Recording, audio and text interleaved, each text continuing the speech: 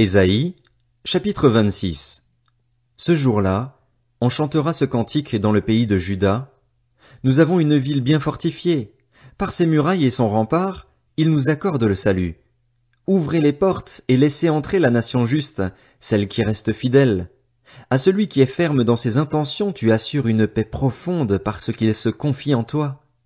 Placez votre confiance en l'Éternel pour toujours, car l'Éternel, oui, l'Éternel est le rocher perpétuel. Il a abattu ceux qui habitaient les hauteurs, il a précipité jusqu'à terre la ville inaccessible, il lui a fait mordre la poussière. Elle est piétinée par les pauvres, par les plus faibles. Le sentier du juste, c'est la droiture. Tu prépares une trace bien droite pour le juste.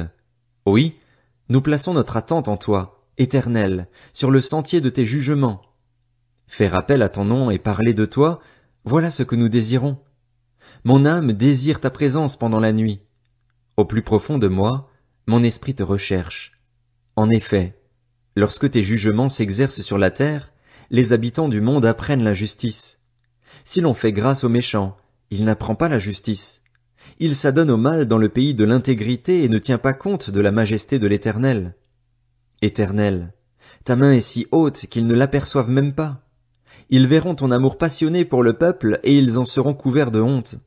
Le feu dévorera tes adversaires. Éternel, tu nous assures la paix puisque tout ce que nous faisons, c'est toi qui l'accomplis pour nous. Éternel, notre Dieu, d'autres seigneurs que toi ont dominé sur nous, mais c'est grâce à toi seul que nous pouvons évoquer ton nom. Ceux qui sont morts ne reviendront pas à la vie. Les défunts ne se relèveront pas, car tu es intervenu contre eux, tu les as exterminés et tu as fait totalement disparaître leurs souvenirs. Tu as fait grandir la nation, Éternel. Tu as fait grandir la nation, tu as fait resplendir ta gloire, tu as reculé toutes les frontières du pays. Éternel, ils t'ont cherché quand ils étaient dans la détresse, ils ont déversé un flot de prières chuchotées quand tu les as corrigés. Pareil à une femme enceinte sur le point d'accoucher, qui se tord et crie à cause de ses douleurs. Voilà ce que nous avons été loin de ta présence, Éternel. Nous avons commencé une grossesse, nous avons éprouvé des douleurs et, quand nous accouchons, ce n'est que du vent. Nous n'avons pas contribué au salut de la terre et les habitants du monde ne sont pas venus à la vie. Que tes morts reviennent à la vie, que mes cadavres se relèvent. Réveillez-vous et exprimez votre joie, vous qui êtes couchés dans la poussière. Oui, ta rosée est une rosée vivifiante et la terre redonnera le jour aux défunts. Va, mon peuple, entre dans tes appartements et ferme tes portes derrière toi. Cache-toi pour un petit moment, jusqu'à ce que la colère soit passée. En effet, voici que l'Éternel sort de sa résidence pour punir la faute des habitants de la terre. La terre dévoilera ses crimes, elle ne couvrira plus ses victimes. Ésaïe, chapitre 27. Ce jour-là, l'Éternel interviendra à l'aide de sa dure, grande et forte épée contre le Léviathan, ce serpent fuyard, oui, contre le Léviathan, ce serpent tortueux. Il tuera le monstre qui est dans la mer. Ce jour-là, entonnez à son intention un cantique sur la vigne excellente. Moi l'Éternel, je suis son gardien, je l'arrose à chaque instant. De peur qu'on ne l'attaque, nuit et jour je veille sur elle. Il n'y a pas de colère en moi. Mais si je trouve des ronces et des buissons épineux à combattre, je marcherai contre eux, je les ferai disparaître tous ensemble, à moins qu'on ne me prenne pour refuge, qu'on ne fasse la paix avec moi, oui, qu'on ne fasse la paix avec moi. Dans l'avenir, Jacob prendra racine, Israël fera des fleurs et des rameaux et remplira la surface du monde de ses fruits. L'Éternel l'a-t-il frappé comme il a frappé ceux qui le frappaient? L'a-t-il tué comme il a tué ceux qu'il tuait? C'est avec mesure que tu l'as sanctionné de l'exil. L'Éternel l'a emporté par son souffle impétueux, un jour où soufflait le vent de l'Est. C'est ainsi que la faute de Jacob a été expiée, et voici le fruit du pardon de son péché. Quand il rend toutes les pierres des autels pareilles à des pierres de chaux transformées en poussière, les poteaux sacrés et les piliers consacrés au soleil ne se relèvent plus. En effet, la ville fortifiée est solitaire, c'est une maison délaissée, abandonnée comme le désert. Le veau vient y brouter, il s'y couche et mange les branches. Quand les rameaux sèchent, on les casse et des femmes viennent y mettre le feu. C'était un peuple dépourvu d'intelligence.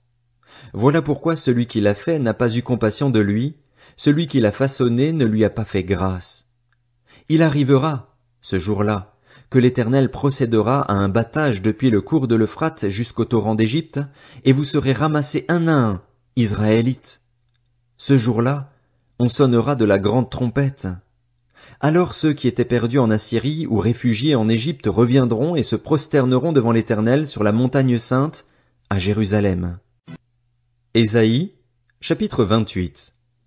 Malheur à la couronne éclatante dont sont fiers les ivrognes d'Éphraïm, à la fleur fanée qui fait l'éclat de sa parure sur la cime de la vallée fertile, à ceux qui s'enivrent de vin.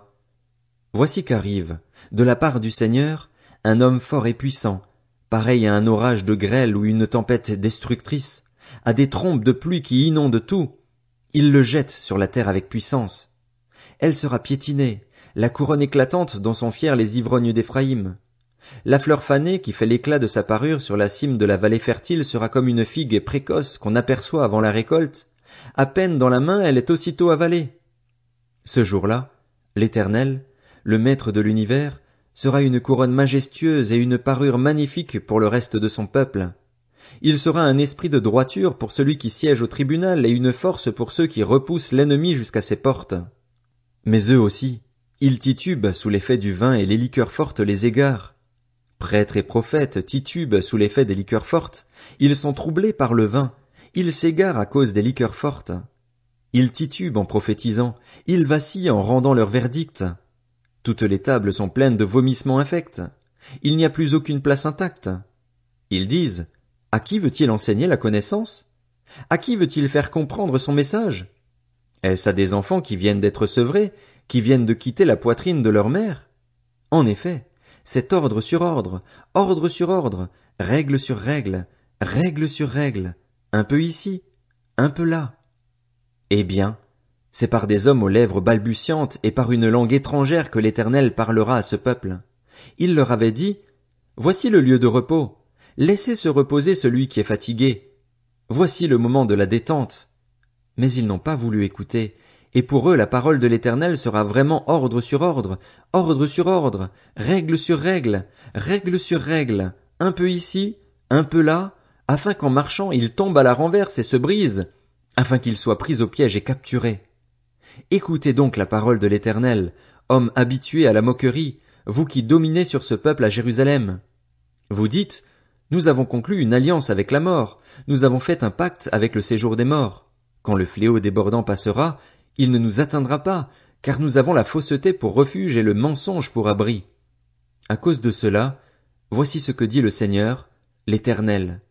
Je mets dans Sion, en guise de fondation, une pierre choisie, angulaire, précieuse, solidement posée.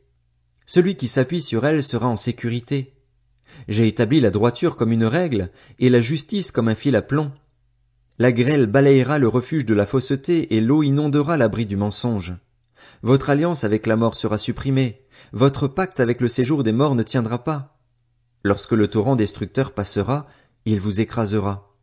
Chaque fois qu'il passera, il vous emportera.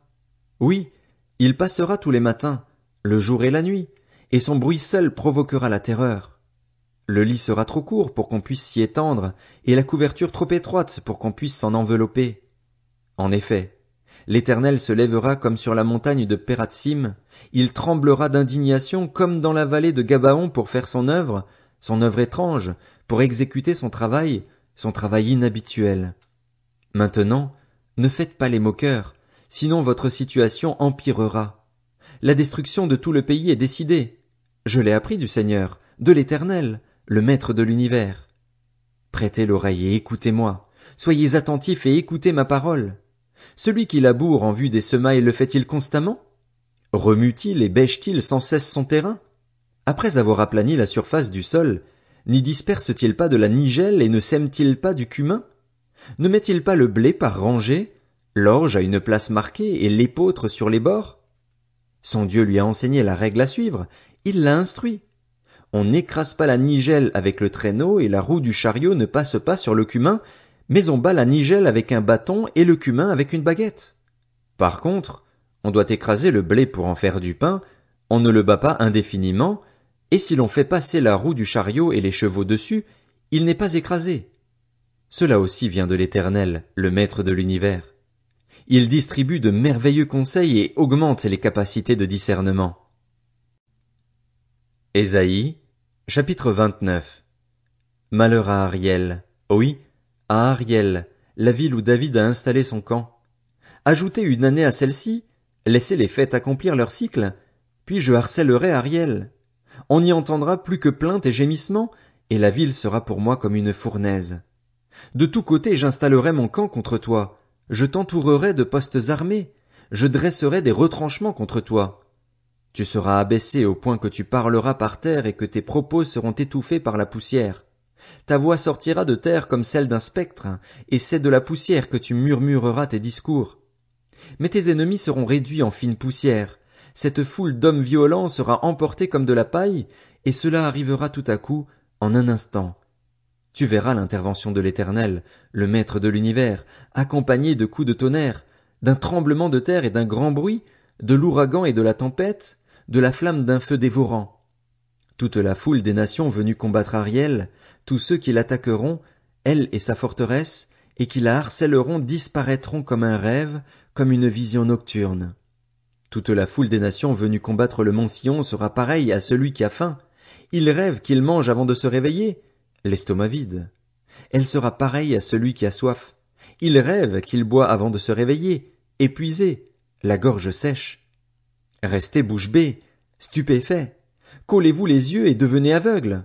Ils sont ivres, mais ce n'est pas à cause du vin.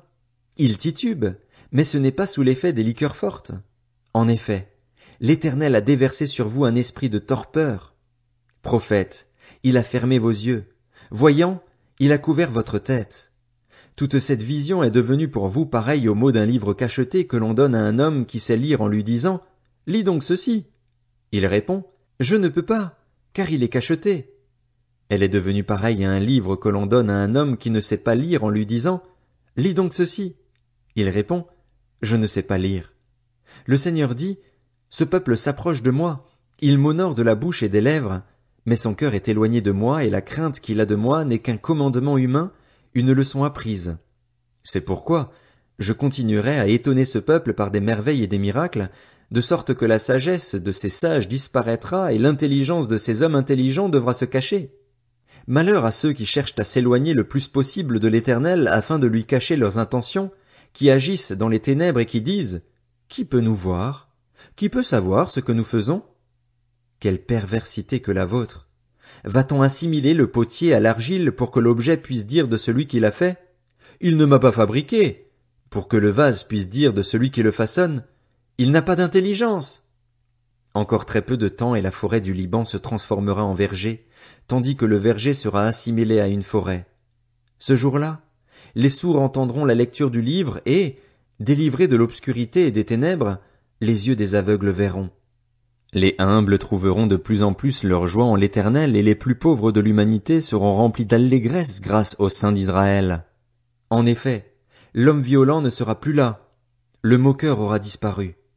Ils seront éliminés, tous ceux qui n'attendaient qu'une occasion pour faire le mal, ceux qui condamnaient un homme pour un mot, tendaient des pièges à celui qui défendait sa cause à la porte de la ville et écartaient le juste par des accusations sans fondement.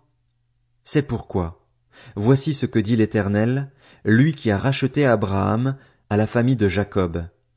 Désormais Jacob ne rougira plus de honte, désormais son visage ne pâlira plus. En effet, lorsque ses enfants verront ce que j'accomplirai au milieu d'eux, ils reconnaîtront la sainteté de mon nom. Ils reconnaîtront la sainteté du Saint de Jacob et redouteront le Dieu d'Israël. Ceux dont l'esprit s'égarait sauront ce qu'est l'intelligence et les protestataires se laisseront instruire.